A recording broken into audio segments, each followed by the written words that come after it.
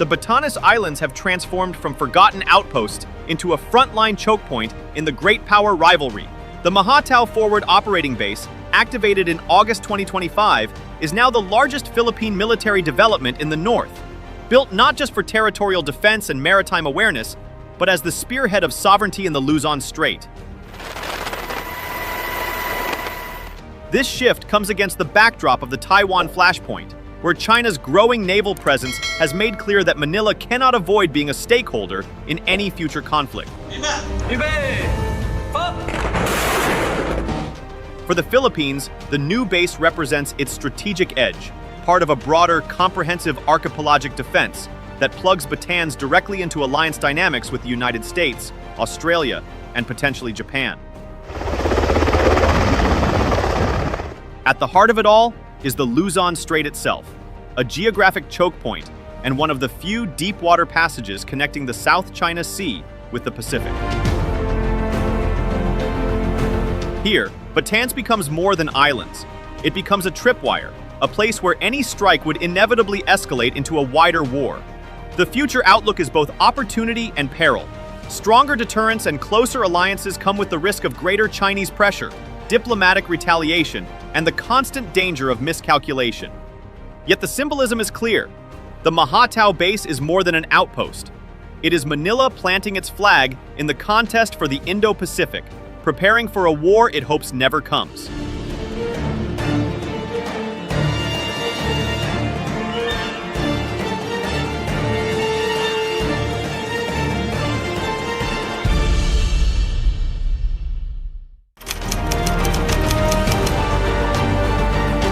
For centuries, the Batanes Islands sat on the margins of Philippine statecraft, remote, windswept, and defined more by the resilience of the Ivatan people than by the presence of the Philippine flag. These islands, straddling the waters between northern Luzon and Taiwan, were seen as a cultural treasure, but not a security priority. Their location, however, has always told a different story. They are a natural maritime gateway, a choke point through which ships, submarines, and traders have passed for generations. During the Cold War years, Batanes barely registered on Manila's defense radar. The Philippine military remained focused on Luzon and Mindanao, while U.S. bases in Subic Bay and Clark Airfield were viewed as sufficient anchors for deterrence. The Batanes archipelago, with its sparse population and rugged terrain, was left largely undefended, its cliffs, coves, and windswept hills more a postcard image than a pillar of national defense. That neglect began to shift in the post-2000. As China's naval modernization gathered pace and gray zone tactics became a reality in the South China Sea, Manila quietly recognized that its northern frontier was no longer a backwater.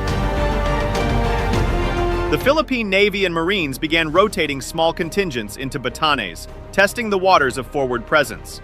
A turning point came in 2018, when the Philippine military and U.S. Marines conducted their first joint reconnaissance missions on Mavulis Island, the northernmost tip of the Philippine archipelago. The exercise was symbolic but powerful. For the first time, Batanes was being treated as a strategic outpost, not just a remote community. By 2022, as the insurgencies in Mindanao declined, the Armed Forces of the Philippines, AFP, began to redeploy Marines from the south to the far north. These troops weren't preparing for counterinsurgency anymore. They were training for maritime domain awareness, monitoring foreign ships moving through the Luzon Strait, and rehearsing defensive operations in one of Asia's most critical sea lanes. Over the next few years, Batanes' role hardened from peripheral outpost to strategic front line. Analysts began to describe it as a vital link in the first island chain, the arc of islands stretching from Japan through Taiwan and down to the Philippines, long seen by U.S. planners as a barrier against Chinese naval expansion. By the mid-2020s, as U.S.-China competition turned sharper, Batanes was no longer a forgotten frontier. It had become a chessboard square of immense consequence, one that could determine who controls the gateways between the Pacific and the South China Sea. The inauguration of the Mahatao Forward Operating Base in August 2025 represents the most ambitious military investment the Philippines has ever made in Batanes. Built on Batan Island, in the municipality of Mahatao, the installation is both the largest and most permanent facility of the Armed Forces of the Philippines in the northern frontier. For decades, the Batanes group of islands was little more than a windswept afterthought, remote, underdeveloped, and strategically neglected. But geography has always whispered its importance, and now, in the era of great power rivalry, Manila has finally listened. Mahatao's emergence is not simply a matter of infrastructure. It is a declaration that the Philippines intends to hold the line in the Luzon Strait. The location of Mahatao could not be more critical. Just 120 miles south of Taiwan, Bataan Island sits directly astride the Luzon Strait, the narrow but vital maritime corridor connecting the South China Sea with the Western Pacific. This channel, particularly its Bashi Passage, is one of the most strategic waterways on the planet. It is the route by which Chinese submarines attempt to slip into the Pacific, the artery through which U.S. reinforcements would flow in a Taiwan contingency, and the corridor that carries commercial shipping between Northeast and Southeast Asia. By building a major forward operating base here, the Philippines has planted a permanent stake in one of the Indo-Pacific's most volatile choke points. Functionally, Mahatao is built for three intertwined missions. Its foremost role is territorial defense. Equipped with hardened shelters, radar masts, and logistics depots, the base is designed to host rotating units capable of deterring incursions and feeding surveillance data into allied networks. Its second mission is maritime domain awareness. For years, Chinese Coast Guard and militia vessels operated in northern Philippine waters with little monitoring. From Mahatao, the Philippines can now close that gap, tracking ship movements through the Luzon Strait and asserting sovereignty simply by being able to see, record, and respond. Finally, Mahatao has been engineered with humanitarian assistance and disaster response in mind. The Batanes Islands lie in the path of the strongest typhoons in the world and sit atop volatile seismic zones. The base includes facilities for pre-positioning food, medicine, and relief supplies, as well as airstrips and docks capable of handling helicopters and transport ships. In this sense, Mahatao is a dual-use hub, prepared both for crises of war and disasters of nature. This blending of hard security with soft power roles is more than symbolism. It is strategic messaging. Philippine defense officials have described Mahatao as the gateway for defense and disaster relief, a phrase carefully chosen to emphasize sovereignty without aggression. It reassures the domestic public that the base is not merely a fortress, but also a lifeline. It signals to allies that Manila is a responsible stakeholder in regional security, and it counters Beijing's narrative that the Philippines is militarizing Batanes under foreign pressure. Every supply warehouse, every radar mast, and every port facility at Mahatao serves a double purpose: deterring aggression while enabling relief. This duality makes it harder for critics to dismiss the base as provocation, and easier for Manila to justify its buildup to the international community. Mahatao also changes the internal balance of Philippine outposts in the north.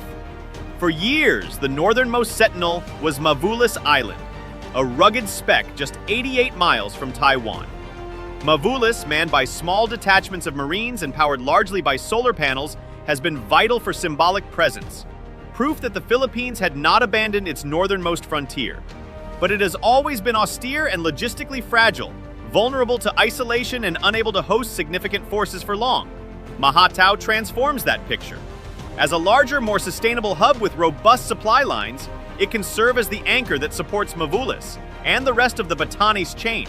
Together, the two create a layered defense network. Mavulis as the forward sentinel, Mahatao as the operational base that gives endurance and depth. The combination strengthens not only the Philippines' territorial defense, but also its credibility with allies who see Batanes as an indispensable piece of the wider First Island chain.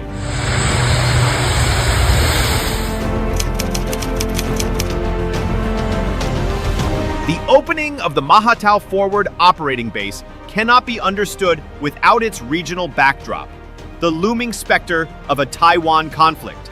The Luzon Strait, which frames the Batanes Islands to the north, has become one of the busiest and most militarized waterways in Asia. Chinese Coast Guard cutters, maritime militia swarms, and increasingly, full-fledged People's Liberation Army Navy (PLAN) strike groups now transit the strait with regularity. Surveillance aircraft fly overhead, submarines pass silently below, and surface warships move between the South China Sea and the wider Pacific. For Manila, this is not a distant concern, but an immediate and unavoidable reality. Any clash over Taiwan would unfold directly on the Philippines' northern doorstep. Philippine military leaders have been blunt in their assessment. In April 2025, Armed Forces of the Philippines, AFP Chief of Staff General Romeo Bronner Jr., issued a directive to troops stationed in the north, instructing them to prepare not only for harassment or gray zone encounters, but for full-scale invasion scenarios. His message was clear. While the Philippines has no offensive ambitions, it must be ready for the day when conflict spills across the strait. President Ferdinand Bongbong Marcos Jr. echoed this sentiment in several speeches, warning that the Philippines would inevitably be dragged into any war over Taiwan by sheer geography. If there is a confrontation over Taiwan between China and the United States, there is no way that the Philippines can stay out of it, simply because of our physical geographic location. To understand how close Taiwan is to the Philippines, the large city of Kaohsiung in Taiwan is a 40-minute flight away from the capital of my province in northern Philippines, in Lawag. That's how close it is. If you think about it, if there is all-out war, then we will be drawn into it. And I assure you, with the greatest hesitation, but we will have to defend our territory and our sovereignty. With Batanes just 120 miles away from Taiwan's southern tip, neutrality is not an option. Geography has made the Philippines a stakeholder in the Taiwan question, whether it chooses to be or not. The human dimension makes this urgency even sharper. Over 200,000 Filipinos currently live and work in Taiwan, forming one of the largest foreign communities on the island. In the event of war, their repatriation would be an immense logistical and humanitarian challenge, and bases like Mahatao could play a crucial role as staging areas for evacuation flights and relief shipments. Philippine planners have openly acknowledged that the protection and rescue of overseas workers must be central to any military posture in the north. Thus, the Luzon Strait is not just a front line for war scenarios, it is also a lifeline for civilian safety. China, for its part, has wasted no time in condemning these developments.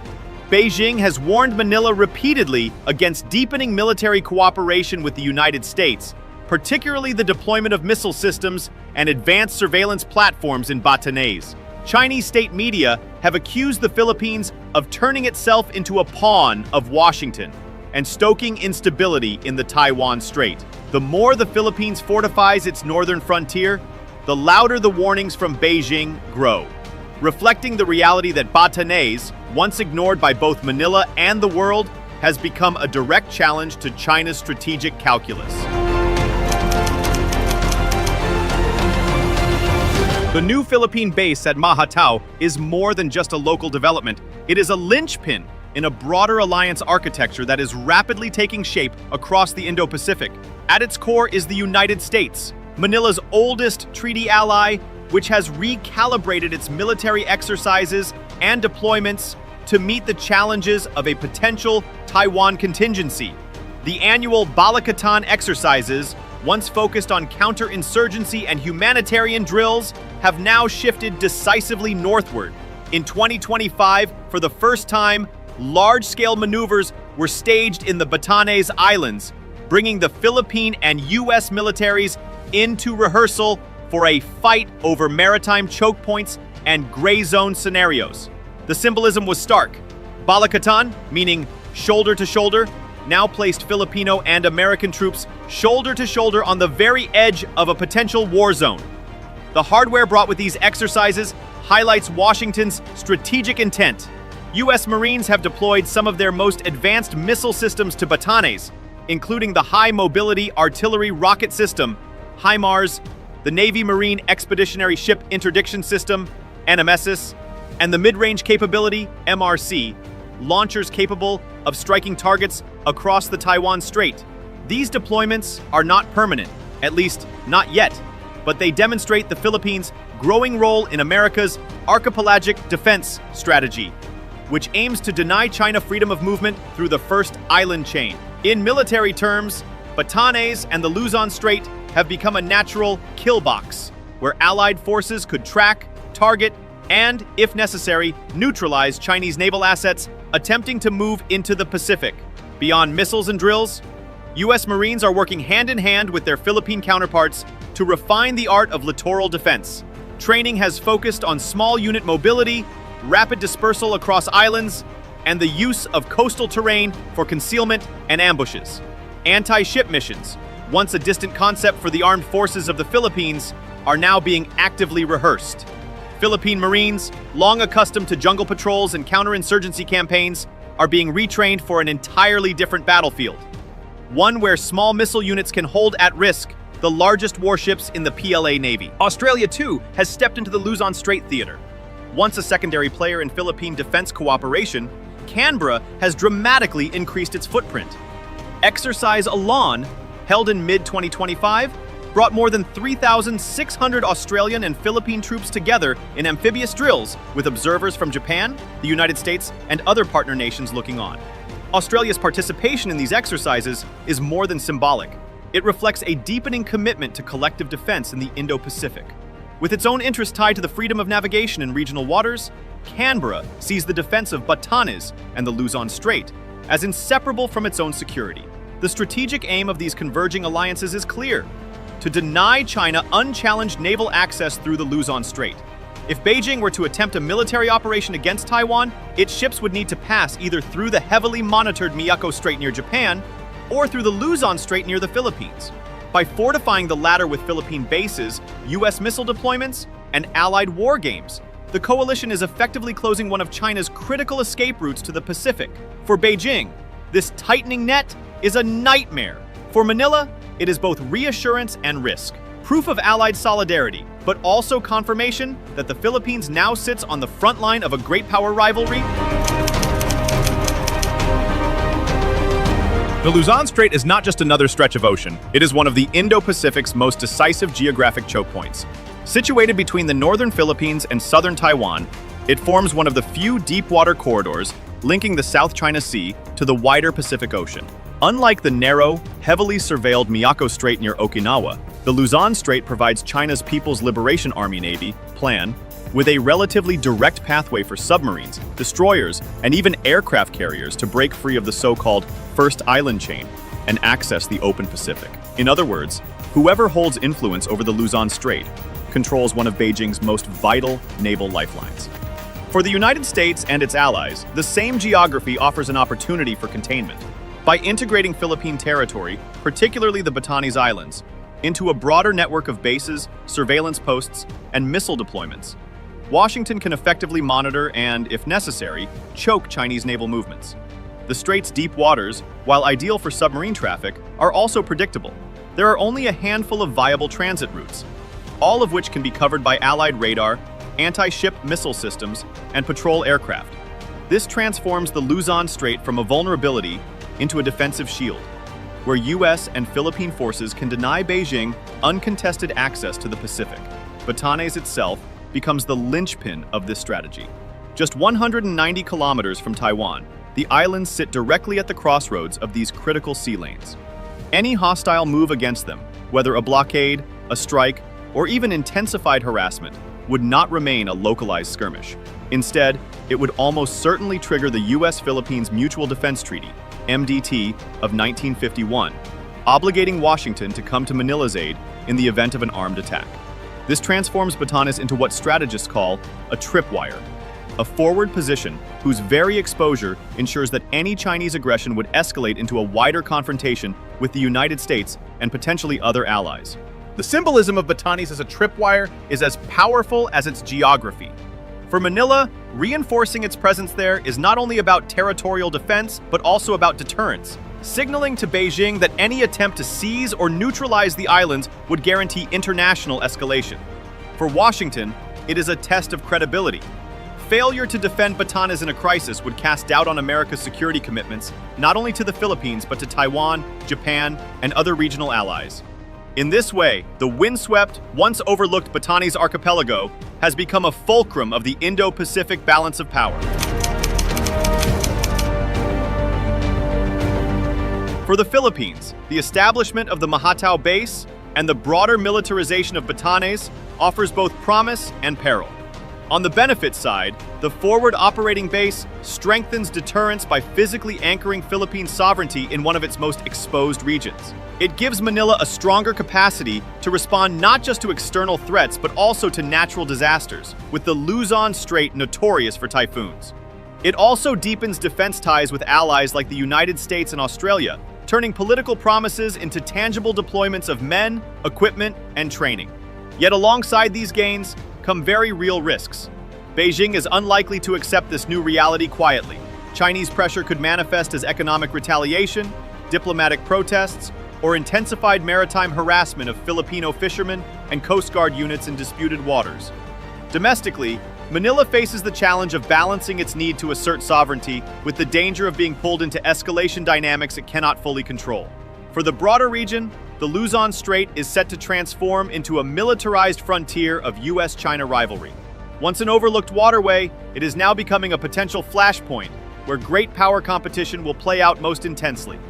In the event of a Taiwan crisis, the Philippines' role would shift dramatically. No longer a peripheral ally, it would become a frontline state, its islands serving as staging grounds for surveillance, missile systems, and logistical support. This shift carries profound consequences. The Philippines would gain strategic weight, but also find itself exposed as a likely target of preemptive Chinese pressure or strikes. The risks of miscalculation would rise, making every patrol, every radar track, and every military exercise in Batanes a possible trigger point for larger conflict. For alliances, the trajectory is clear. Deeper, more permanent integration. The United States is already preparing to pre-position advanced missile systems such as HIMARS and Nemesis in Batanes, while Australia has expanded its participation in Balikatan drills and is likely to pursue a more enduring presence in the north. Japan, while constitutionally restrained, has also shown growing interest in cooperating with Manila, particularly in areas like maritime surveillance, early warning systems, and humanitarian assistance and disaster response, HADR. If realized, this trilateral or even quadrilateral cooperation would bind the Philippines more tightly into a coalition of Indo-Pacific powers determined to check Beijing's expansion. Opportunities abound in terms of technology transfers, infrastructure development, and capacity building, but they come at the price of entrenching Manila in the center of a contest it cannot opt out of. In sum, the Philippines stands at a crossroads. The Mahatao base is more than just a military facility. It is a symbol of Manila's rising strategic importance and the heavy responsibilities that come with it. Whether it becomes a shield that deters aggression or a magnet that draws conflict will depend on how deftly the Philippines navigates the risks, manages its alliances, and balances deterrence with diplomacy.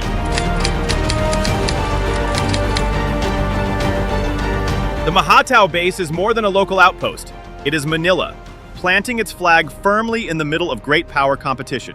What was once a sleepy, windswept frontier has become a forward operating hub.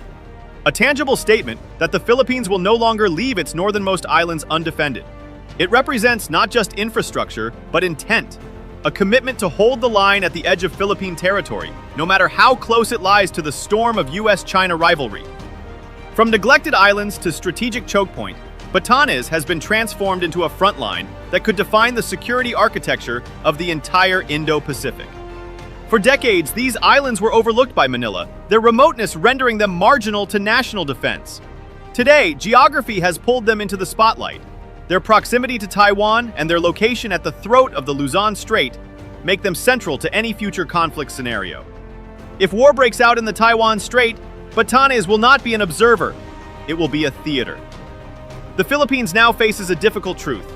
Defending its territory in Batanes means preparing for a war it hopes will never come. By turning Mahatao into a base, Manila is signaling both resolve and realism. It cannot afford neutrality in the Indo-Pacific's most volatile corridor. Yet this new posture comes with risks: heightened Chinese hostility, greater vulnerability to coercion, and the constant danger of miscalculation. For the Philippines, the challenge will be to transform Batanes into both a shield of deterrence and a platform for humanitarian resilience, without allowing it to become the spark that ignites a wider conflict. Ultimately, the Mahatao base is a symbol of the Philippines' strategic awakening.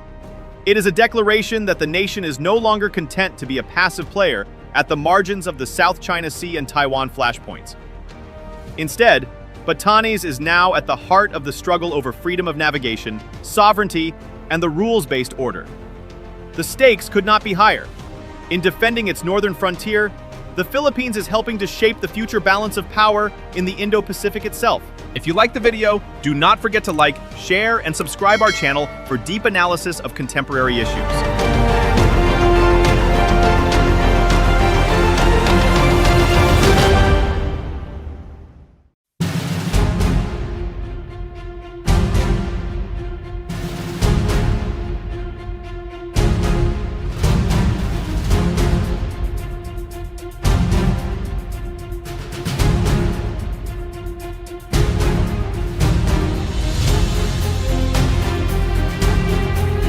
Mavalis Island may be just 1.1 square kilometers in size, but it has become disproportionately important in the Indo-Pacific's shifting strategic landscape.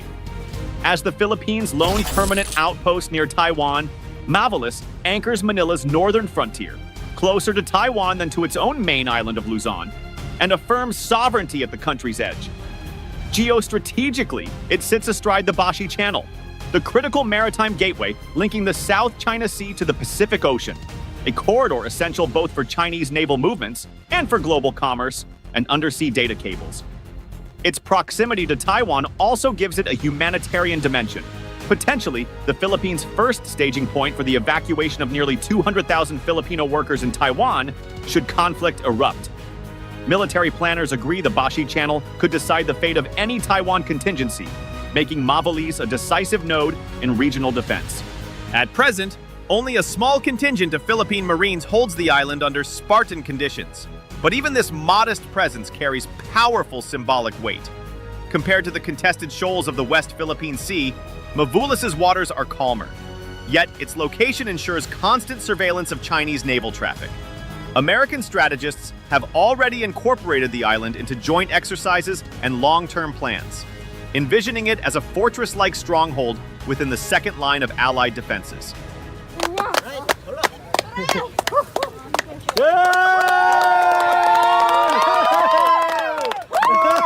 For its part, Manila is ramping up infrastructure and embedding Mavulis into its comprehensive archipelagic defense concept. Philippine leaders openly admit that a Taiwan crisis would inevitably pull the country in.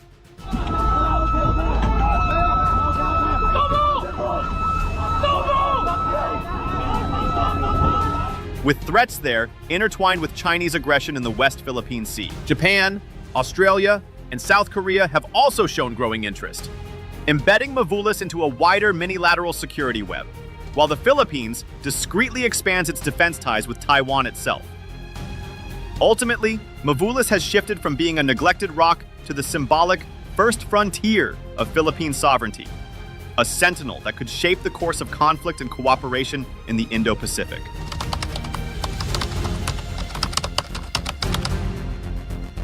Mavulis Island today stands as the Philippines' most remote and northernmost military outpost, a solitary sentinel facing Taiwan across the turbulent waters of the Luzon Strait. Unlike other isolated islands in the Batanes group, Mavulis is not a civilian settlement, but a military installation, home to a permanent detachment of the Philippine Navy and Marines, tasked with safeguarding national sovereignty in one of the world's most geopolitically sensitive choke points. This garrison is more than a token presence. It forms part of the country's Maritime Domain Awareness Network, designed to monitor movements across the Luzon Strait, an area increasingly traversed by Chinese warships, U.S. aircraft, and international commercial shipping. By keeping a military presence here, the Philippines signals its refusal to let its northern frontier become a blind spot in the unfolding U.S.-China rivalry. What makes Mavulis especially significant is not just its role, but its geography. The island is physically closer to Taiwan than to Luzon itself, just 98 kilometers, 61 miles, from Taiwan's Lesser Orchid Island, compared to 288 kilometers from mainland Luzon. This means that any military or humanitarian scenario involving Taiwan inevitably places Mavulis within the operational envelope of regional powers. In practical terms, Philippine troops stationed here sit closer to Taiwanese fishing villages than to their own provincial capitals. An extraordinary reminder of how the Philippines' borders brush directly against the fault lines of East Asia's great power competition. This island underscores the strategic importance of this detachment. It serves as our watchful sentinel at the northernmost reaches of our maritime borders, ensuring the security and sovereignty of our homeland. The decision to establish a permanent naval detachment on Mavulis was not made lightly. In October 2023, the Philippines inaugurated a new naval detachment headquarters on the island, solidifying its role as a frontline symbol of sovereignty and territorial integrity. This move was both practical and political. Practical in strengthening surveillance and defense at the nation's edge, and political in affirming to both allies and rivals that Manila intends to exercise full authority over its northernmost territory.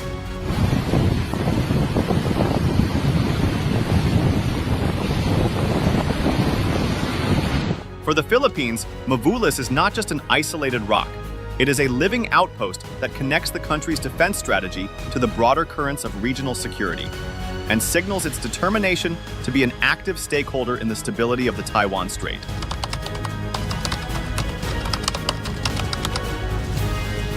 Geostrategically, Mavulis Island is perched at the edge of one of the most important maritime corridors in the world, the Bashi Channel. This deepwater passage, part of the wider Luzon Strait, functions as a choke point linking the South China Sea to the vast expanse of the Pacific Ocean. For centuries, the waters here have served as a natural gateway for seafarers and traders. But in the 21st century, its significance has grown exponentially, shaping the military strategies of great powers as well as the flows of the global economy. Whoever can monitor, secure, or potentially disrupt this channel exerts outsized influence over both regional stability and international commerce.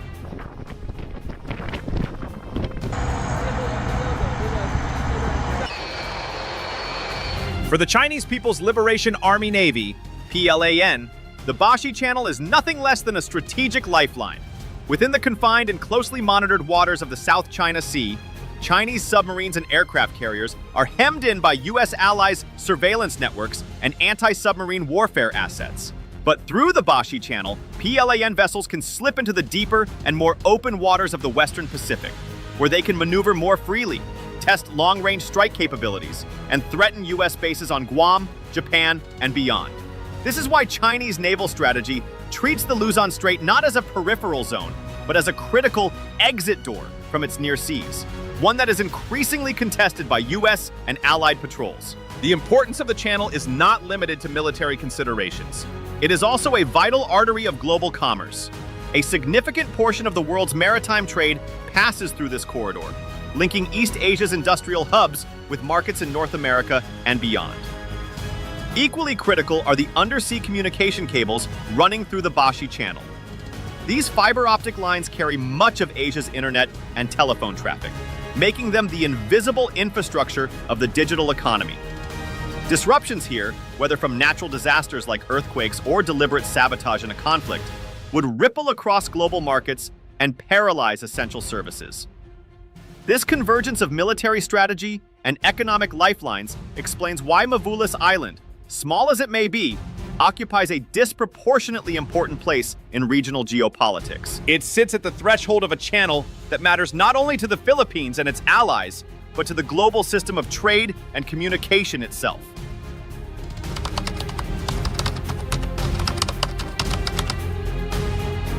Mavulis is more than just a military outpost.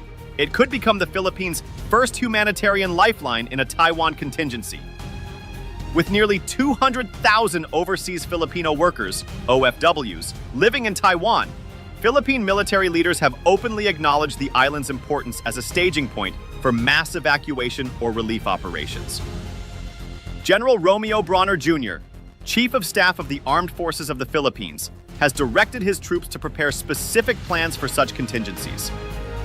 The Batanes chain, where Mavulis sits, would therefore not only be a strategic military observation post, but also a humanitarian gateway in the event of conflict.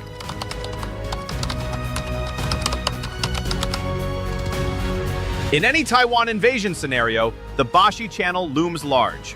U.S., Japanese, and Filipino military planners agree that this choke point could determine the outcome of a conflict. The prevailing consensus is that Beijing would attempt to blockade or seize control of the channel to isolate Taiwan and prevent U.S. and allied reinforcements from reaching the island. U.S. intelligence assessments, widely reported, note that Xi Jinping has ordered the PLA to be ready by 2027 for a Taiwan contingency. This timeline places growing pressure on Mavalis, elevating its role from a symbolic outpost into a frontline node in an unfolding great power rivalry.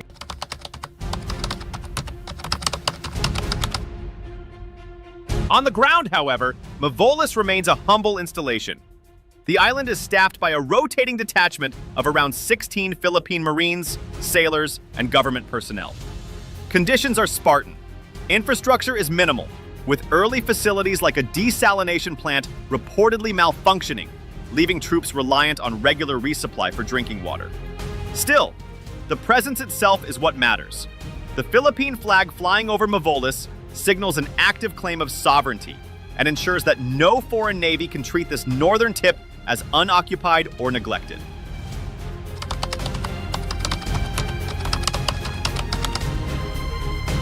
The relative calm around Mavolis contrasts sharply with the daily confrontations in the West Philippine Sea.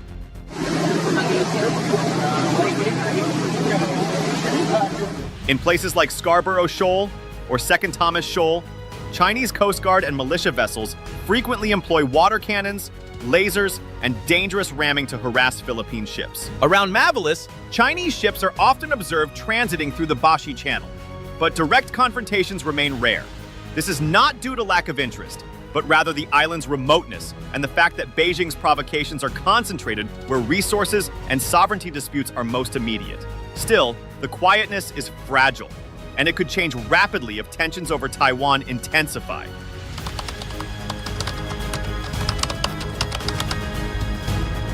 American strategists have identified Mavalis as a potential linchpin of future Indo-Pacific operations.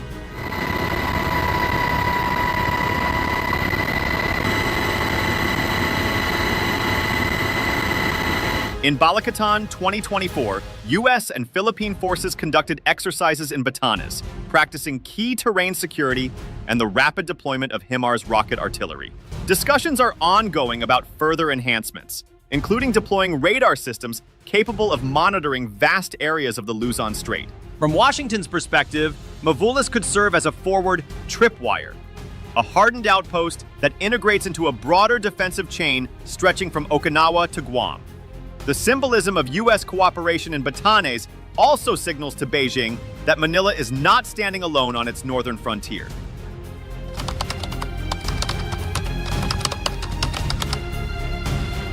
Under its Comprehensive Archipelagic Defense Concept, CADC, the Philippines has begun to prioritize defense across its entire maritime domain.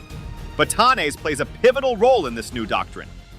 In August 2025, a new forward operating base in Mahatao, Bataan Island, was activated, serving as a logistics hub for both territorial defense and humanitarian response.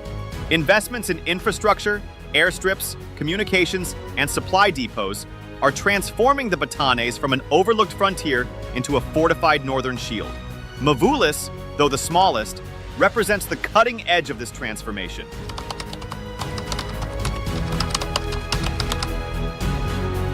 For Manila, the threats in the Taiwan Strait and the West Philippine Sea are two sides of the same coin. President Marcos Jr. has warned that the Philippines will be dragged into a Taiwan conflict, whether we like it or not, emphasizing that the country cannot separate its geography from its security. The safety of nearly 200,000 OFWs in Taiwan adds an urgent humanitarian dimension. At the same time, aggression in the West Philippine Sea continues to escalate, making it clear to Philippine officials that both theaters must be treated as part of a single, unified defense problem.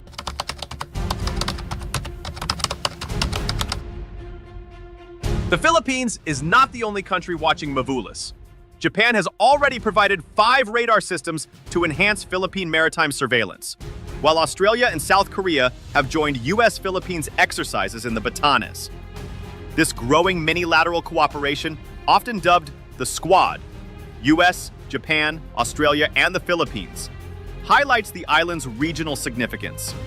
Allied naval drills near Mavolis signal to China that multiple nations have stakes in keeping the Luzon Strait open and secure.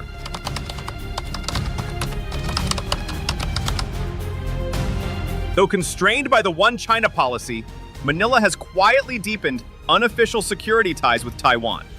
Reports point to joint patrols between the Philippine Coast Guard and Taiwanese counterparts in the Bashi Channel, along with intelligence sharing on PLA Navy movements. Taiwan has even sent military observers to U.S.-Philippines drills in Batanes, an unprecedented move that illustrates increasing coordination without triggering formal recognition issues.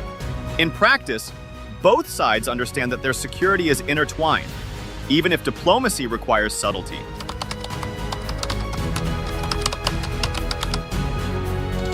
Mavolis has evolved from a neglected northern outpost into a central symbol of Philippine sovereignty. Its value is as much psychological as military. It demonstrates that Manila is willing to defend even its smallest frontier in the face of external pressure. Future plans include developing modest civilian infrastructure, such as ports, to enhance logistics and humanitarian response. This would not only improve the living conditions of the troops stationed there, but also anchor Mavolis as a permanent, functioning node of Philippine presence in the Luzon Strait.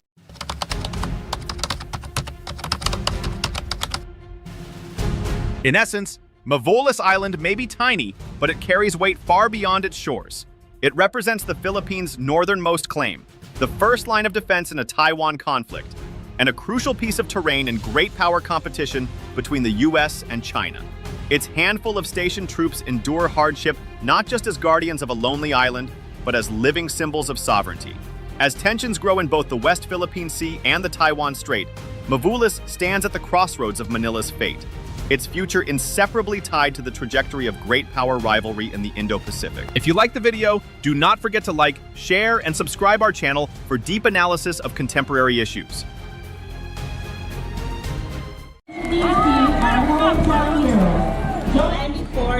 Civil Support Team. Guam, the United States' westernmost territory, is fast becoming one of the most important pieces on the Indo-Pacific chessboard. Its position, about 1,600 miles east of Manila and 1,700 miles south of Tokyo, places it close enough to key Asian flashpoints for rapid action, yet far enough to provide a defensive cushion from the immediate reach of China's growing missile arsenal. The island's unique status as U.S. sovereign soil gives American forces a rare degree of freedom.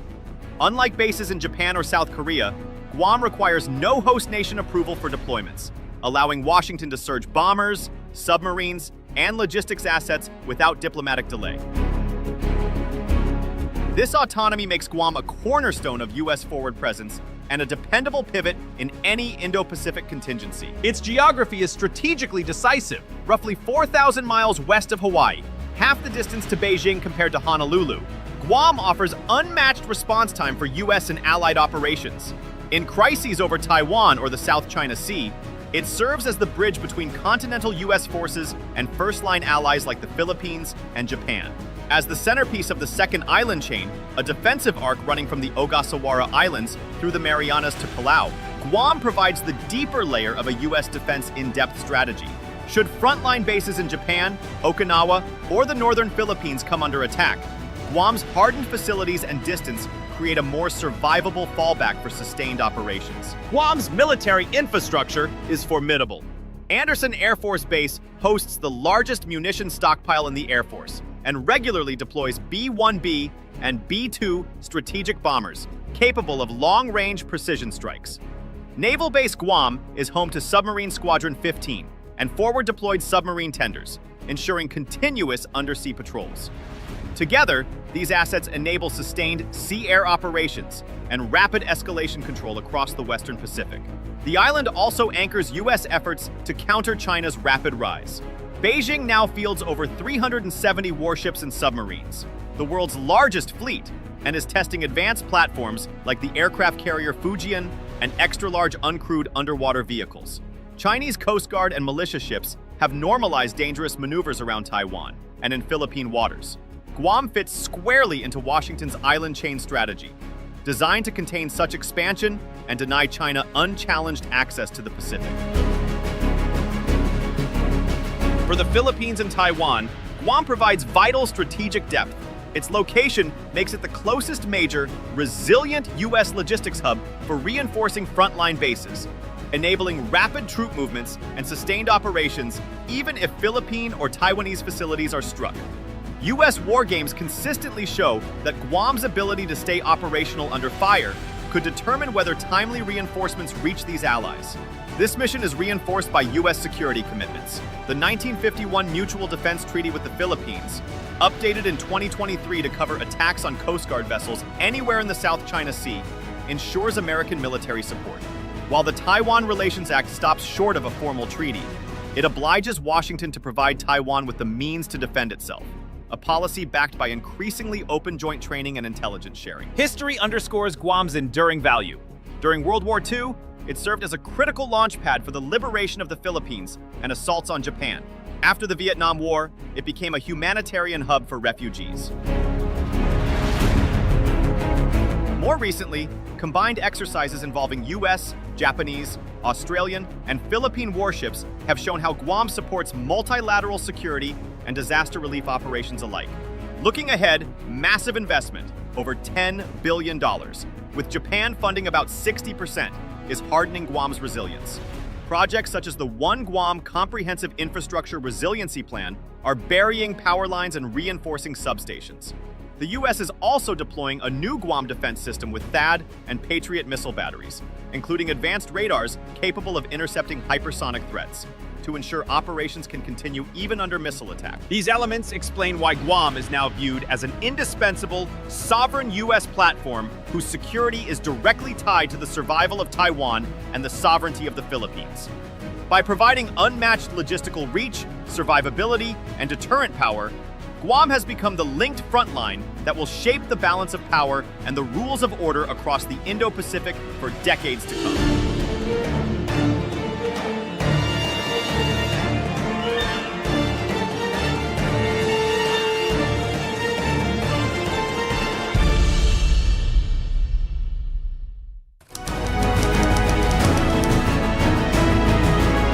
Guam's unique political status makes it the most reliable forward foothold the United States has in the Western Pacific.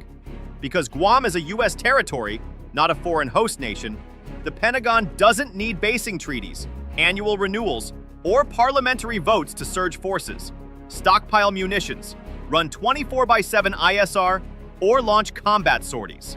That translates into faster decision cycles, fewer political veto points, and assured access in a crisis, advantages no overseas base can fully match.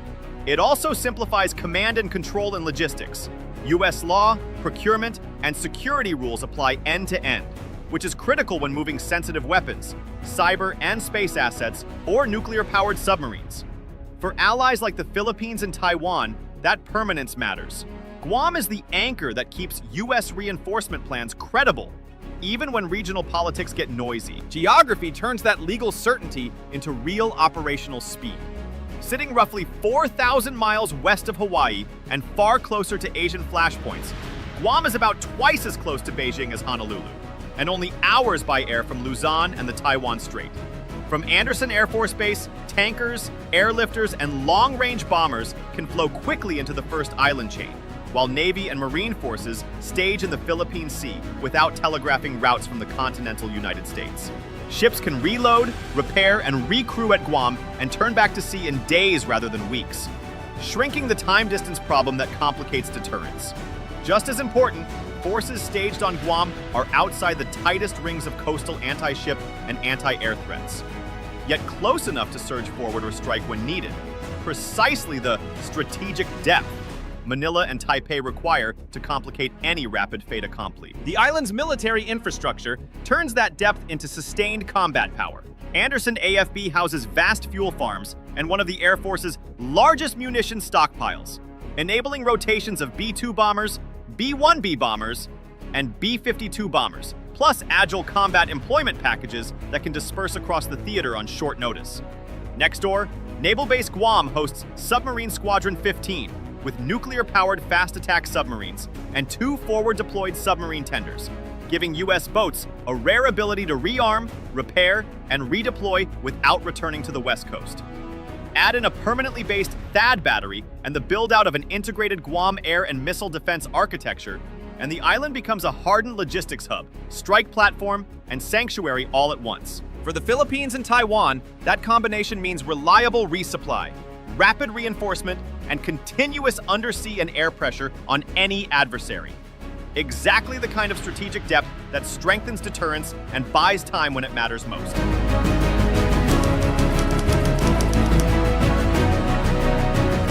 China's rapid ascent as both an economic and military power sets the backdrop for Guam's growing strategic relevance. By whole count, China now possesses the world's largest navy, over 370 ships and submarines, and continues to launch advanced vessels at a striking pace.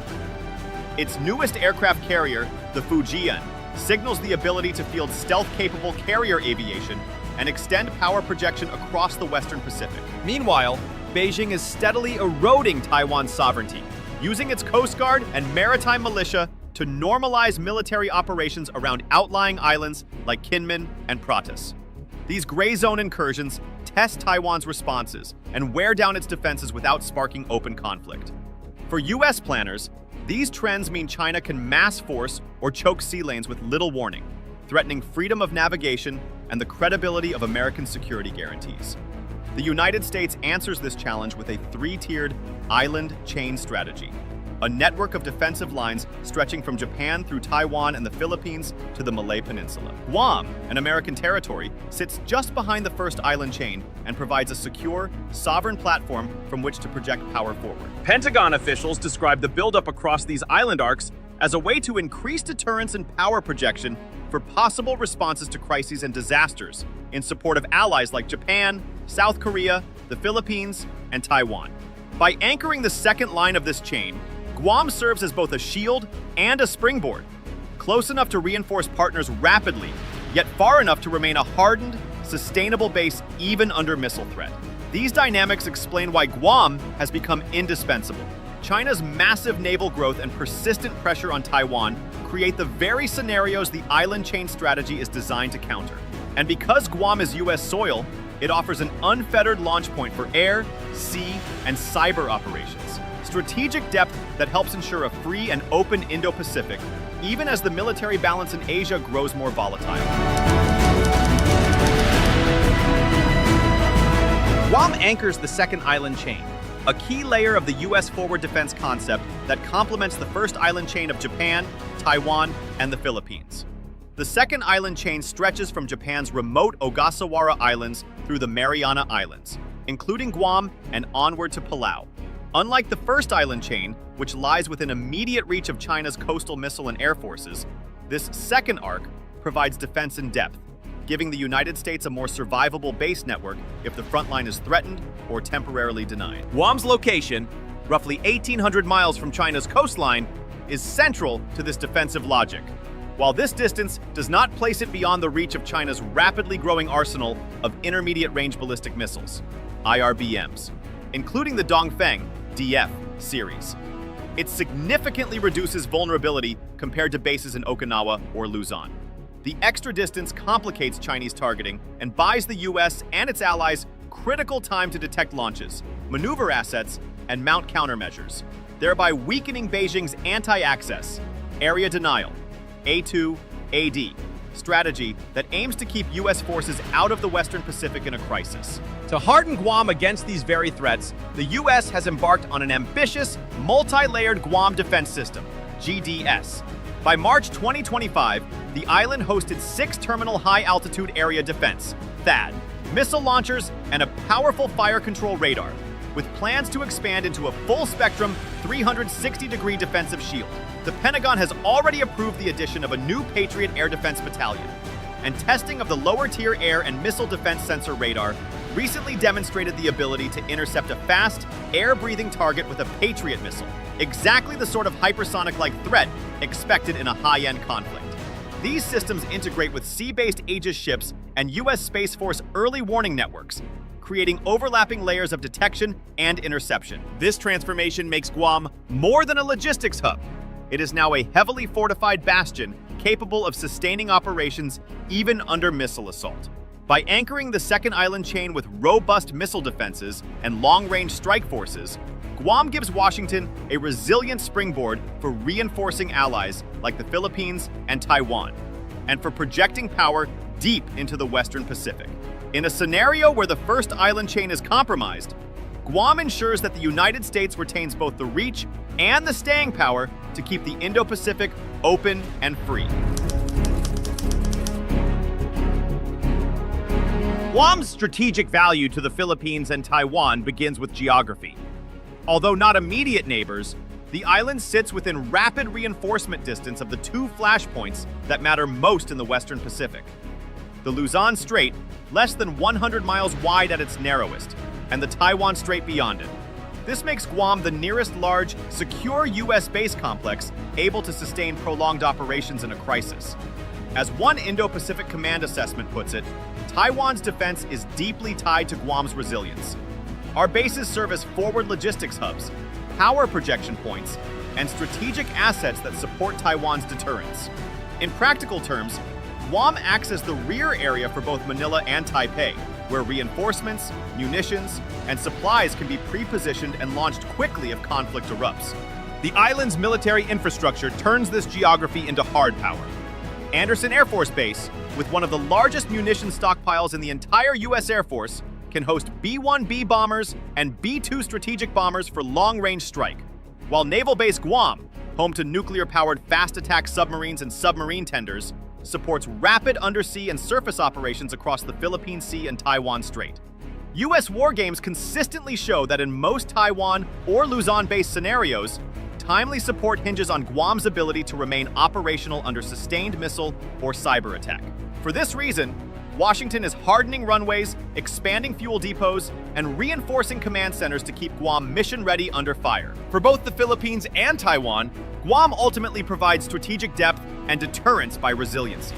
The U.S. strategy aims to ensure that even if Guam were struck, it could absorb damage and continue to generate combat power, denying Beijing the hope of a quick, decisive blow. This resilience strengthens deterrence by guaranteeing that supply lines and U.S. combat presence would endure. Conversely, Guam's own staying power serves as a shield for Taiwan and the Philippines, assuring that any attack on them would still draw a sustained and credible U.S. response. In sum, Guam is far more than a distant outpost. By combining secure geography, massive logistics and firepower, and a hardened defensive shell, the island gives Washington, and by extension, Manila and Taipei, the depth and staying power needed to counter China's expanding naval and missile power and to keep vital Pacific sea lanes free. The 1951 U.S.-Philippines Mutual Defense Treaty, MDT, remains the foundation of America's security commitment to Manila. It obliges both nations to aid each other if either is attacked in the Pacific. This pledge was sharpened in 2023, when the two allies issued bilateral defense guidelines explicitly confirming that an armed attack anywhere in the South China Sea, including on public vessels, Coast Guard ships, aircraft, or armed forces, would automatically trigger the MDT's mutual defense obligations. The clarification directly responds to Chinese harassment around flashpoints such as Second Thomas Shoal, where Philippine supply missions have repeatedly faced Chinese ramming and water cannon attacks. To give these guarantees practical force, Manila has expanded U.S. military access under the Enhanced Defense Cooperation Agreement, EDCA, adding 4 new bases, several near the Luzon Strait. These facilities link seamlessly with Guam's logistics and strike capabilities, ensuring U.S. forces can surge quickly to defend Philippine territory and sea lanes. The American security posture toward Taiwan is different but complementary. Under the Taiwan Relations Act, 1979, the United States does not pledge mutual defense, but is legally committed to provide Taipei with the means to defend itself and to maintain the capacity to resist force or coercion. China's foreign ministry consistently warns that Taiwan is the core of China's core interest. Yet U.S.-Taiwan security ties continue to quietly deepen. Notably, Taiwanese military observers recently joined a U.S.-Philippines-Japan exercises in the Batanes Islands, only about 100 miles from Taiwan, underscoring growing operational connections. These arrangements, a formal treaty with the Philippines, and a robust, if unofficial, commitment to Taiwan, create a layered regional defense network. They tie Guam's formidable bases and supply hubs to frontline allies and partners, signaling that any attack on Philippine forces or a violent move against Taiwan would risk immediate and sustained U.S. military involvement. Guam's future will shape the balance of power and the defense of international norms across the Pacific. If you liked the video, do not forget to like, share, and subscribe our channel for deep analysis of contemporary issues.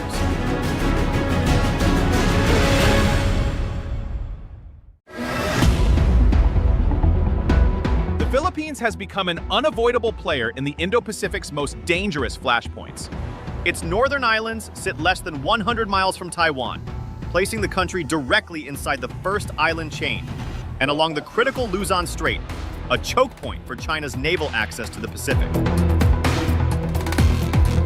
At the same time, the Marcos Jr. administration has shifted focus from internal threats to external defense, expanding its U.S. alliance through new bases in northern Luzon and drawing Beijing's ire.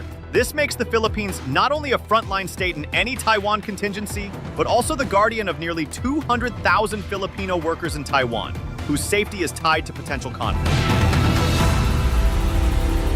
The deeper tensions extend beyond geography.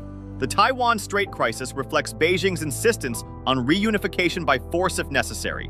全国各族人民传承和弘扬伟大抗战精神。 中华民族伟大复兴势不可挡。 While Taiwan rejects that claim and receives U.S. backing under the Taiwan Relations Act. 台湾当然是一个国家啊。 In parallel, China's sweeping 9-dash line continues to overlap with the Philippines' exclusive economic zone, fueling confrontations like the standoff at Second Thomas Shoal. And across the South China Sea more broadly, Beijing's militarized islands and disregard for the 2016 arbitral ruling reveal that this is not about a few reefs, but about control of global trade lanes and untapped resources. The convergence of these disputes creates a perfect storm. A minor incident could escalate into a wider conflict involving Taiwan, the US, and its allies. For the Philippines, the risks are not abstract. The Luzon Strait is a vital artery of global commerce. Taiwan is a key trade partner, and any war would endanger both Filipino lives and the national economy. This forces Manila into a delicate balancing act, managing its asymmetric relationship with China while reinforcing its U.S. alliance. Ultimately, the Philippines is no longer a passive observer, but a pivotal actor. China's sharp warning following the Taiwan Strait warship transit shows that Manila's choices now carry consequences for the entire Indo-Pacific. Its role in these overlapping crises will shape not only its sovereignty and security, but also the stability of one of the world's most critical regions.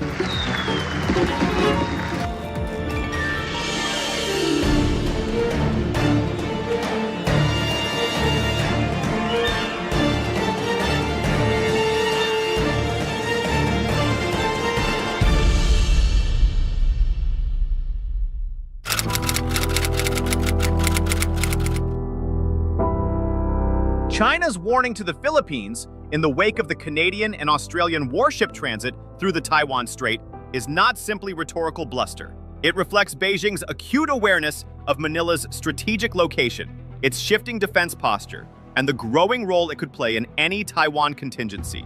China is accusing the Australian Navy of troublemaking and provocation over a ship in the sensitive Taiwan Strait.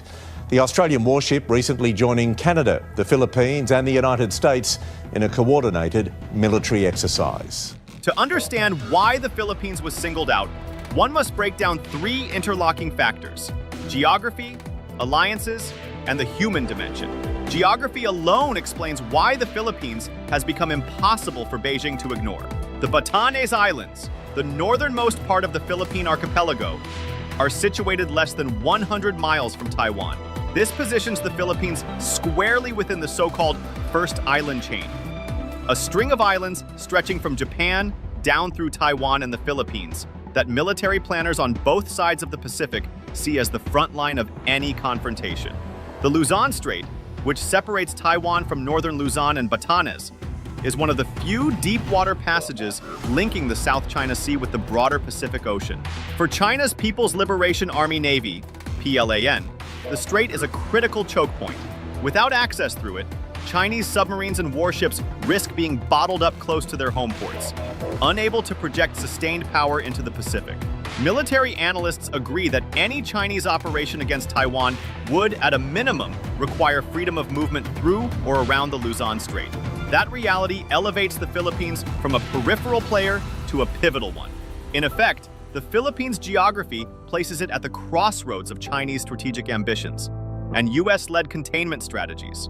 This makes Manila an unavoidable factor in Beijing's calculations and explains why Chinese officials increasingly frame Philippine actions, such as hosting foreign forces or conducting joint exercises, not as isolated choices, but as direct threats to China's ability to maneuver in a conflict scenario. China's warning also reflects its frustration with the Philippines' growing alignment with the United States and its allies. 有关国家在南海开展所谓联合巡航、炫耀武力、挑动对抗，只会加剧局势紧张，破坏地区稳定。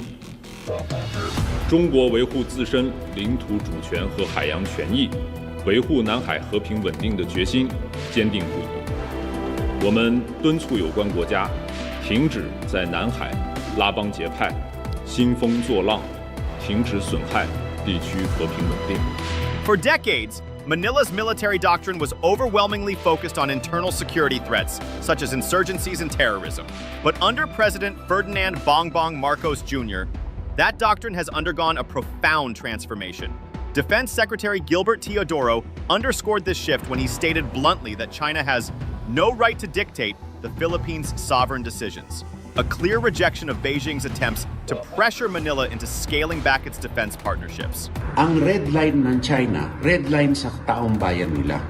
Huwag nilang iimpwesto sa atin dahil nangyari dito sa Pilipinas, kung nangyari man, bayan natin ito.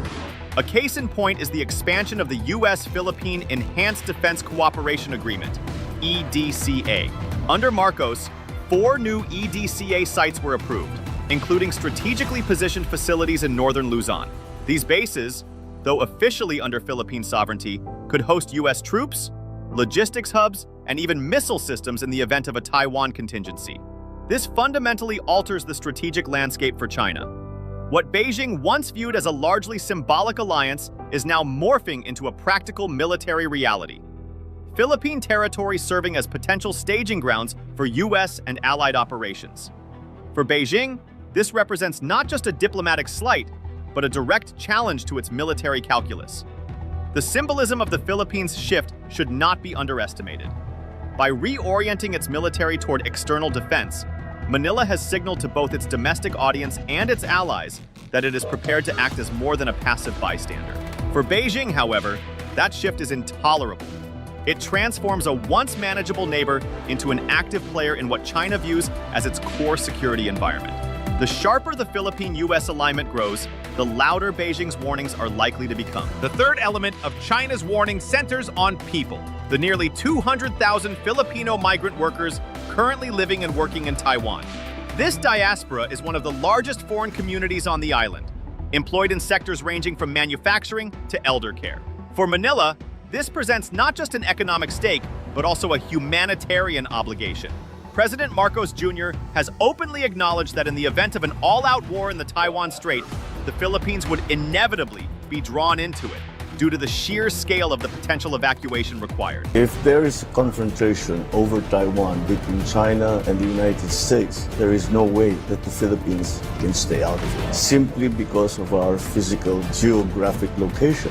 To understand how close Taiwan is to the Philippines, the large city of Kaohsiung in Taiwan is a 40-minute flight away from the capital of my province in northern Philippines, in Lawag. That's how close it is. If you think about it, if there is all-out war, then we will be drawn into it. And I assure you with the greatest hesitation, but we will have to defend our territory and our sovereignty.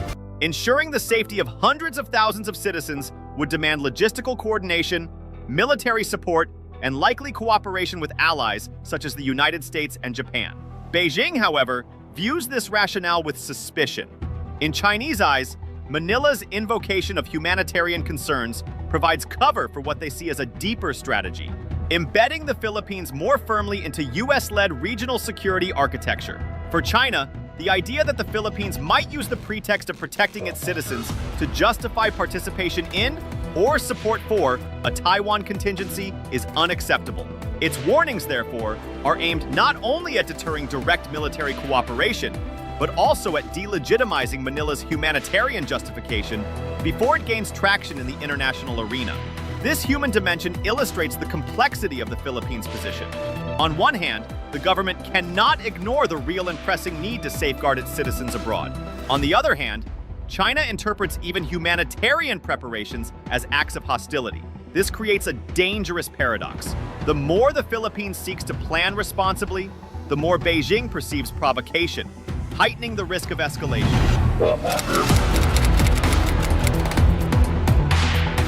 At the heart of Beijing's warning to the Philippines lies a broader geopolitical storm, a convergence of overlapping disputes across the Taiwan Strait, the South China Sea, and the global contest for maritime dominance. Each of these conflicts carries its own history, legal arguments, and strategic stakes, but they are now tightly intertwined. To understand the Philippines' precarious position, we must first unpack these three fault lines. The Taiwan Strait has long been one of the world's most volatile flashpoints, rooted in the unresolved legacy of the Chinese Civil War. In 1949, when the Communist Party seized power on the mainland, the defeated nationalist forces under Chiang Kai-shek fled to Taiwan, establishing the Republic of China, ROC. Since then, the island has charted its own path, evolving into a vibrant democracy. Yet for Beijing, Taiwan remains a breakaway province that must eventually be reunified with the mainland by force if necessary. What makes the situation explosive is that the People's Republic of China, PRC, has never governed Taiwan, while the Taiwanese people overwhelmingly reject Beijing's sovereignty claims. The military pressure has grown relentless. Chinese aircraft and naval vessels now routinely cross the Taiwan Strait's median line, once an informal buffer. In recent years, the tempo of these incursions has surged dramatically, part of Beijing's strategy of gray zone operations designed to intimidate Taipei without triggering outright war. The United States looms large in this equation. Bound by the Taiwan Relations Act, Washington provides extensive military aid and weapons systems to Taipei, while maintaining a policy of strategic ambiguity, deliberately leaving unclear whether it would intervene militarily in the event of a Chinese attack. This ambiguity is meant to deter both a Chinese invasion and a unilateral Taiwanese declaration of independence. But it also keeps the region on edge. For countries like the Philippines, geographically proximate and bound by alliances with the US, these tensions are not distant. They are potential catalysts for direct involvement. Parallel to the Taiwan issue is the simmering conflict between Manila and Beijing in the South China Sea. At its core lies China's sweeping 9-dash line, a claim that covers nearly the entire sea and overlaps with the Philippines' 200 nautical mile exclusive economic zone, EEZ. This claim has no legal standing under international law, but China enforces it aggressively through its Coast Guard, maritime militia, and Navy.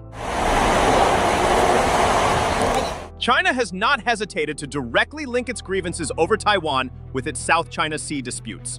A Chinese Foreign Ministry spokesperson recently warned that Philippine officials playing the troublemaker on the Taiwan question would face consequences. 菲方在涉台问题上不断采取错误挑衅言行，严重违反国际关系基本准则和在涉台问题上所作承诺，持续损害中菲关系，踩踏中方红线，必将付出代价。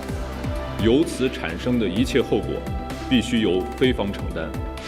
An unusually blunt statement that conflates Manila's alliance with the US and its own maritime defense efforts.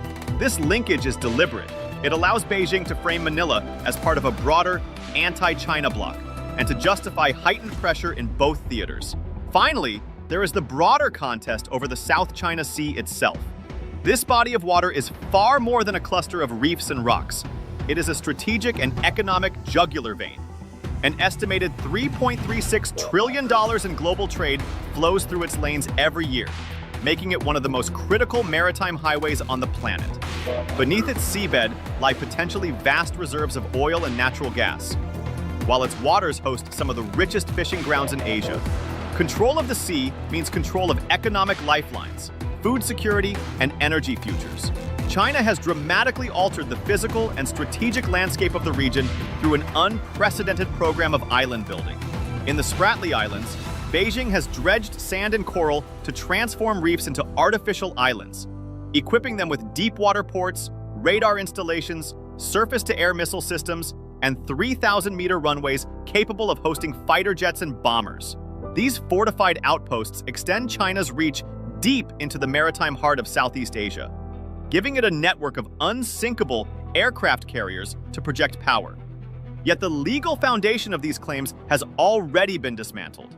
In 2016, the Permanent Court of Arbitration in The Hague ruled overwhelmingly in favor of the Philippines, invalidating the 9-dash line and affirming Manila's sovereign rights within its exclusive economic zone. Beijing, however, dismissed the ruling as null and void, continuing its military buildup and harassment campaigns. For Manila, the ruling remains its strongest legal weapon. For China, it is an irritant that underscores its defiance of international law.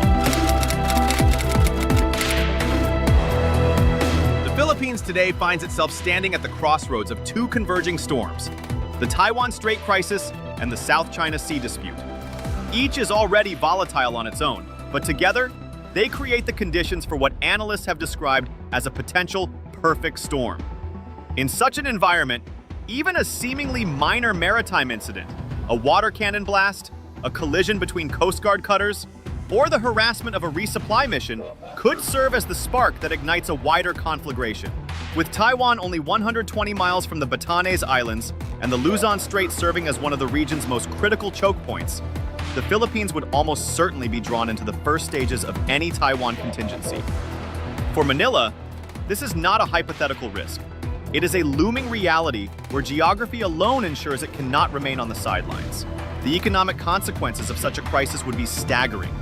The Luzon Strait, which lies between Taiwan and the northern Philippines, is not only a strategic military passage, but also a vital artery of commerce. As one of the world's busiest shipping lanes, it channels goods, energy, and raw materials between East Asia and the wider Pacific. Any disruption, whether from blockades, naval clashes, or AI-driven exclusion zones, would reverberate globally. For the Philippines, the cost would be especially acute. Bilateral trade between Taiwan and the Philippines reached $6.71 billion in 2024, making Taiwan the country's 8th largest export market. Taiwan's role in global semiconductor supply chains also means that any instability would choke off critical imports for Philippine industries, from electronics to automotive manufacturing. Beyond trade, Taiwan is also a source of foreign direct investment, a link that would be severed in the event of war. The human factor compounds these risks. Nearly 200,000 Filipinos live and work in Taiwan, contributing both to the island's economy and to remittances back home. In a conflict scenario, their lives would be at immediate risk, and the Philippines would face the monumental challenge of... Amid this turbulent environment, Manila faces a delicate balancing act. On one hand, it must uphold its alliance with the United States, which has repeatedly reaffirmed that any attack on Philippine forces, aircraft, or vessels in the South China Sea would trigger the Mutual Defense Treaty, MDT. On the other hand, the Philippines cannot afford to ignore the overwhelming power asymmetry with China, its largest trading partner and geographic neighbor. President Ferdinand Marcos Jr. has tried to walk this diplomatic tightrope by publicizing Chinese aggression while avoiding open provocation, strengthening defense ties with allies while maintaining channels of dialogue with Beijing. Yet the risks of miscalculation remain high. As one regional analyst put it, the Philippines must approach this relationship with clear eyes, sensitive not only to the tensions and hardline positions that dominate the headlines, but also to the broader realities and shared interests that have long defined the region's collective engagement with China. This observation underscores the tightrope Manila must walk. Resisting coercion without tipping into open conflict, leveraging alliances without becoming a mere pawn, and defending sovereignty without sacrificing economic stability. The recent transit of Canadian and Australian warships through the Taiwan Strait and Beijing's sharp warning to Manila are not isolated diplomatic sparks. They are a microcosm of the region's deeper and more entrenched security dilemmas, where the Taiwan issue, the South China Sea disputes, and the larger contest for influence in the Indo-Pacific are all tightly interwoven. What happens in one flashpoint reverberates across the other. China's warning was not just about foreign warships. It was about signaling to the Philippines that its geography, its alliances, and its choices are now inseparable from the strategic rivalry shaping Asia's future. For the Philippines, the warning crystallizes an unavoidable truth. It is no longer merely a bystander or a peripheral claimant in the South China Sea. Its northern islands sit at the mouth of the Luzon Strait, a maritime choke point critical for both Chinese and Allied naval operations. In the years ahead, every choice Manila makes will echo beyond its shores, shaping whether the South China Sea becomes a theater of unchecked coercion or a proving ground for the defense of international law. If you like the video, do not forget to like, share, and subscribe our channel for deep analysis of contemporary issues.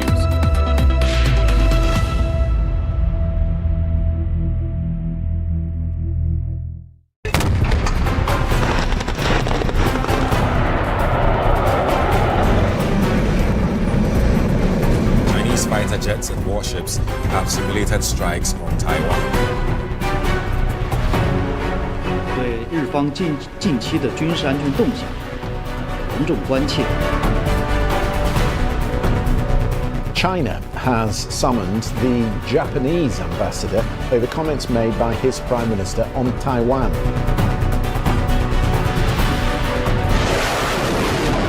If there is a confrontation over Taiwan between China and the United States, there is no way that the Philippines can stay out of it, simply because of our physical geographic location.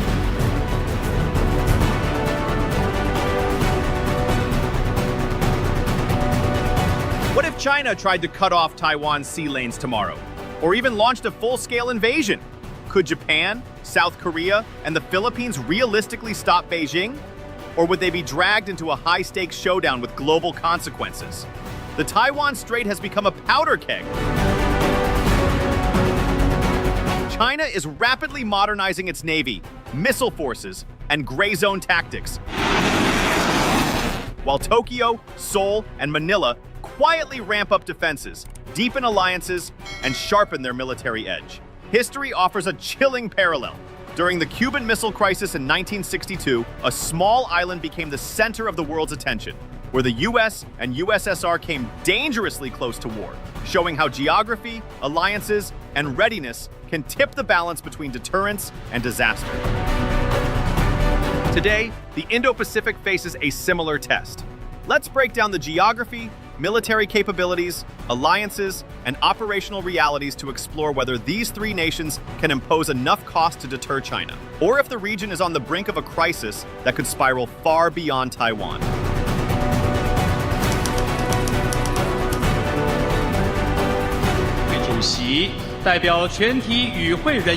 Taiwan sits at the center of regional tension because it's a thriving democracy, a global chip hub, and a gateway to vital sea lanes.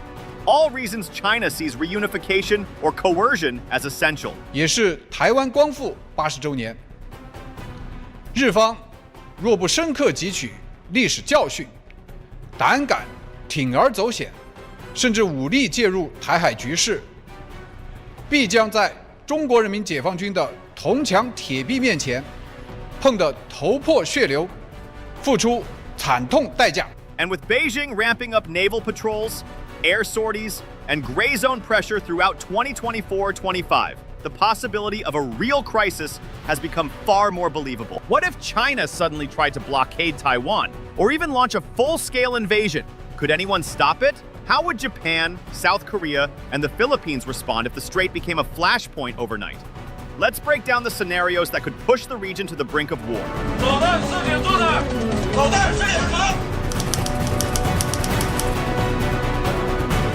The most likely near-term scenario is a coercive blockade, where China uses its Navy, Coast Guard, and maritime militia to tighten an air-sea cordon around Taiwan without launching a full invasion. In response, Japan and the Philippines would move to protect key sea routes. South Korea might support from the sidelines with submarines and intelligence, and the US would ramp up surveillance and logistics. This would create a tense standoff marked by escorted supply runs, rising diplomatic pressure, and major economic disruptions, but still stop short of an all-out attack.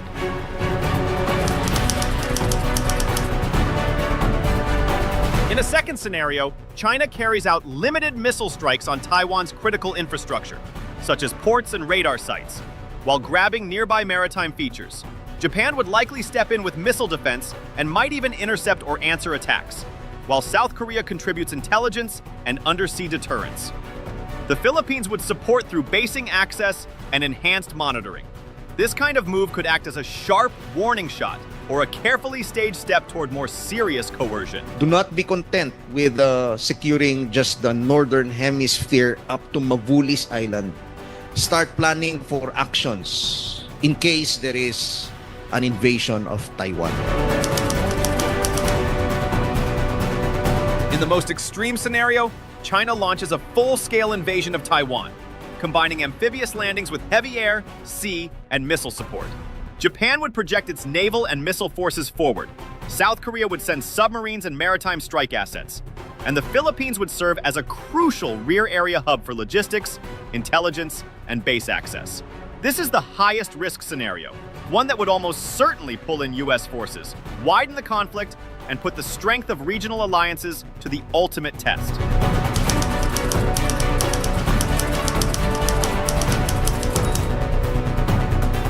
South Korea is rapidly emerging as a major defense heavyweight, driven by fast industrial growth and increasingly ambitious naval plans. Its armed forces are large, well-funded, and backed by a defense budget that continues to climb sharply.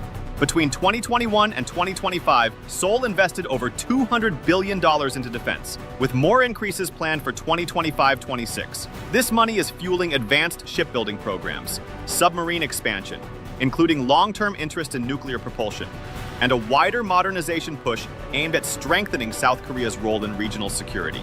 A key part of this buildup is the country's growing capability mix: modern surface combatants, a powerful submarine fleet, high-end missile and air defense systems, and sophisticated electronic warfare tools. South Korea's defense industry, led by giants like Hanwha and Hyundai, is capable of producing world-class platforms quickly and at scale, making Seoul a major contributor to any long-term regional denial strategy.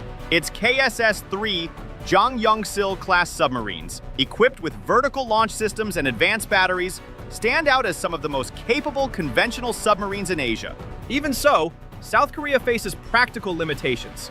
It sits north of Taiwan, far from the front line compared to Japan or the Philippines, and it must always balance its commitments with the ongoing threat from North Korea. Sudden demands to surge forces southward during a Taiwan crisis could strain its logistics and industrial capacity. Still, its growing undersea force, advanced missiles, and cutting-edge shipbuilding gives Seoul strategic depth that makes it an essential, if sometimes underappreciated, part of the wider Indo-Pacific security architecture. By 2025, South Korea is also pushing hard into AI, unmanned systems, and next-generation military technologies. This shift aims to transform its armed forces into a more agile, smart force, enhancing everything from missile defense to multi-domain operations. With its rising budget, modern platforms, and booming defense industry, South Korea is becoming one of the most capable and technologically sophisticated players in the region, far more central to a potential Taiwan contingency than many analysts realize. Its position near crucial choke points in the East China Sea gives Japan the natural ability to project surveillance, naval power, and reinforcement missions into the region. This is why analysts often call Japan the northern anchor of Indo-Pacific defense planning.